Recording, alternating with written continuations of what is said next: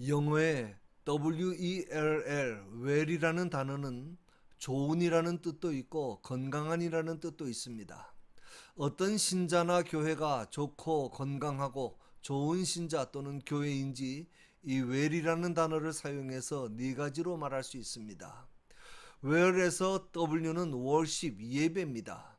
좋은 신자와 교회, 건강한 신자와 교회는 바른 예배를 드립니다. 바른 예배는 영과 진리로 드리는 예배입니다.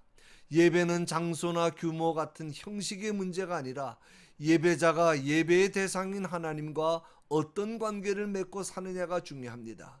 로마서 12장 1절에 너희 몸을 하나님이 기뻐하시는 거룩한 산제사로 드리라.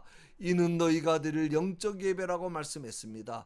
거룩하다는 말은 구별되었다는 뜻입니다. 그러므로 거룩한 예배란 죄의 종이었던 우리가 예수 그리스도의 피로 씻음 받아 그가 주신 새 생명으로 세상에서 구별된 삶을 살아가는 것입니다. 두 번째 스펠 E는 에반젤리즘, 전도입니다. 예수님께서 승천하시기 직전에 제자들에게 명령하셨습니다. 오직 성령이 너희에게 임하시면 너희가 권능을 받고 예루살렘과 온 유대와 사마리아와 땅끝까지 이르러 내 증인이 되리라. 먼저 성령이 임해야 합니다. 성령께서 함께 하시는 신자와 교회가 되어야 합니다. 성령께서 함께 하시지 않는 인간적인 열심은 다 욕심이고 결국 복음 전파를 방해하게 됩니다. 그러므로 성령님과 동행하는 삶을 통하여 가까운 곳에서부터 먼 곳까지 끊임없이 복음을 전하며 예수 그리스도의 증인이 되는 삶을 살아야 합니다. 세 번째 스페어 L은 러빙, 사랑입니다. 좋은 교회, 건강한 교회에는 사랑이 넘칩니다. 나보다 남을 낮게 여기며 겸손하게 서로가 지체의식을 가지고 협력하며 서로 아껴주고 귀히 여깁니다. 서로 상대방의 유익을 먼저 구하며 다른 사람의 아픔을 내 아픔으로 여기며 서로의 허물을 덮어주며 연약한 지체를 감싸주고 이해하고 용서하고 사랑합니다. 이것이 좋은 건강한 신자의 모습이고 이것이 건강하고 참된 교회의 본질입니다. 네 번째 스페어 L은 learning, 배우는 것입니다.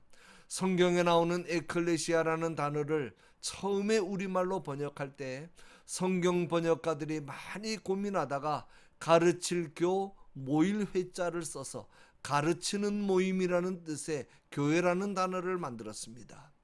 참된 신자나 교회에는 올바르고도 계속적인 가르침과 배움이 있어야 하기 때문입니다.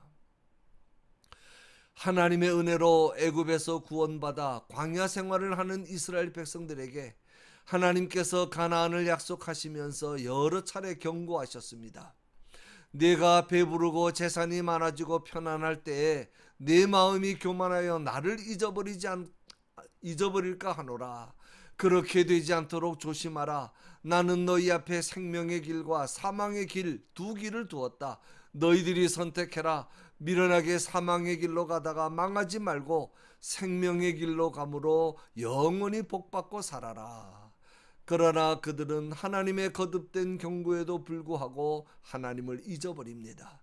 결국 하나님께서 예고하신 대로 바벨론의 침략을 받아 멸망하고 노인이나 여자만 남고 바벨론으로 다 끌려가 70년 동안 노예 생활을 합니다. 그제서야 그들은 그동안의 자신들의 삶을 회개합니다. 또 한 번 하나님의 전적인 은혜로 이스라엘은 70년 만에 해방되어 다시 고국으로 돌아옵니다. 돌아와 보니 온 국토가 완전히 폐허가 되어 있었습니다. 농토는 자갈과 수풀이 가득하고 집은 다 불타버리고 성전도 다 불타버리고 성벽도 다 허물어져 버리고 어떻게 다시 개간할 엄두가 나지 않았습니다. 그러나 그들은 지도자 느헤미야의 지시에 따라 먼저 불타고 허물어져 버린 예루살렘 성을 재건합니다. 성벽을 다시 쌓고 성문도 만들어 달았습니다. 약 5만 명에 달하는 백성들이 예루살렘 성에 정착했습니다. 그리고 나서 곧바로 그들은 수문 앞 광장에 다 모여서 에스라 선지자에게 모세의 율법책을 가지고 와서 읽어달라고 청합니다.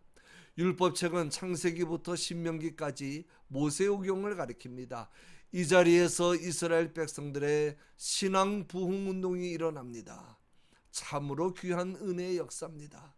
바벨론에서 포로 생활을 하는 70년 동안 백성들은 하나님의 말씀을 듣지 못했습니다. 그들에게 하나님의 말씀이 없었다는 것은 하나님으로부터 오는 형벌이기도 했고, 또 한편으로는 하나님을 떠난 자의 타락한 모습이기도 했습니다. 70년 동안 그들은 하나님의 말씀이 없음으로 해서 삶의 지표와 생의 목적을 잃었고, 그저 하루하루 목숨을 연명해 가는데 급급한, 한마디로 짐승 같은 비참한 삶을 살았습니다. 그래서 그들은 고국으로 돌아오자마자 이제 인간답게 살고자, 하나님의 백성답게 살고자 제일 먼저 하나님의 말씀을 듣고자 모인 것입니다. 오늘 우리도 그렇습니다. 오늘날 많은 신자들의 신앙생활과 교회들이 말씀에서 많이 벗어났습니다.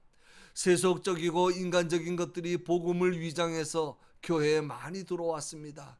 이제는 모든 불순물을 제거하고 순전히 하나님의 말씀으로 돌아가야 합니다. 말씀으로 돌아가 말씀으로 무장하고 말씀으로 신앙 부흥이 일어나야 합니다. 말씀 중심으로 말씀의 인도를 받는 삶을 살아야 합니다. 신자 개인의 신앙과 교회의 참된 부흥은 오직 말씀 안에서 말씀을 통하여 이루어지는 것입니다. 이스라엘 백성들은 말씀에 대한 간절한 마음으로 모였습니다. 수문 앞 광장에서 새벽부터 오전까지 남자 여자 무릇 알아들을 만한 자의 앞에서 읽음에 온 백성이 그 율법책에 귀를 기울였다고 했습니다. 그냥 한번 들어보려고 모인 것이 아닙니다. 누구의 강요에 의해서 나온 것이 아닙니다. 꼭 들어야 되겠다는 간절하고 사모하는 마음으로, 듣고 순종하고자 하는 마음으로 자발적으로 나온 것입니다. 모든 백성이 일제히 모였다는 것이 중요합니다. 그들이라고 왜 개인 사정이 없었겠습니까? 왜 바쁜 일이 없었겠습니까?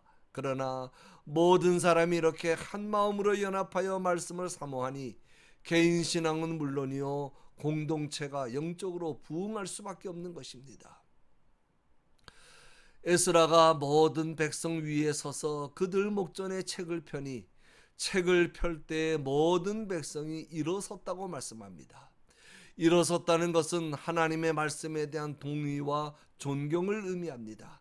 하나님의 말씀이 선포될 때 백성들은 최고의 존경을 표하는 마음으로 그 자리에 일어섰던 것입니다. 그리고는 에스라가 하나님의 영광을 선포할 때 백성들은 아멘 아멘으로 응답하며 몸을 굽혀 얼굴을 땅에 대고 하나님께 경배합니다.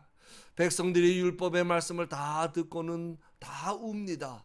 그들은 그동안 우리가 바벨론에 끌려가 노예 생활을 하며 그렇게 고생했던 것이 바로 내 죄 때문이었구나 라는 것을 깨닫는 순간 울지 않을 수 없었습니다. 그리고 또한 그럼에도 불구하고 모든 죄를 용서하시고 회복시켜 주시는 하나님의 사랑 앞에 울지 않을 수가 없었습니다. 우리도 하나님의 말씀을 들을 때 이 두 가지 이유로 인하여 울어야 합니다. 내 죄와 하나님의 사랑, 이 두 가지를 생각하면 울지 않을 수 없습니다. 회개의 눈물과 기쁨, 감사의 눈물을 함께 흘려야 합니다. 결론입니다. 본문의 마지막에 귀한 말씀이 있습니다.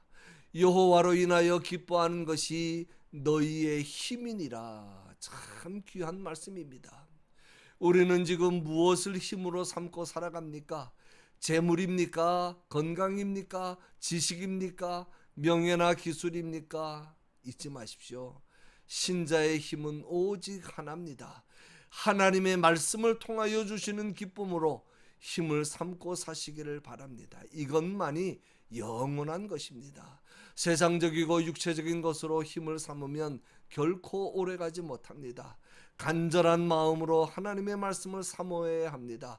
말씀을 하루라도 읽거나 듣지 못하면 나는 죽는다고 하는 간절함이 있어야 합니다. 말씀을 들을 때 깨닫고 순종해야 합니다. 말씀이 주는 신비한 맛과 기쁨을 알아야 합니다. 주여 주의 말씀의 맛이 어찌 그리 단지요. 꿀 곧 송이꿀보다 더 달도다. 주여 내가 주의 계명을 금 곧 정금보다 더 사랑하나이다. 이러한 간증과 고백으로 사는 사람을 가리켜 그리스도인이라고 하는 것입니다. 그런 사람들이 모인 곳이 바로 교회입니다. 오늘날 교회 안에 변질된 복음이 너무 많습니다. 인간의 기분이나 비위를 맞춰주는 신앙 운동이 너무 많습니다. 아무 말이나 믿고 따르면 안 됩니다. 우리 모두 말씀에 대한 바른 분별력을 가진 건강한 신자, 건강한 교회가 될 수 있기를 간절히 소원합니다.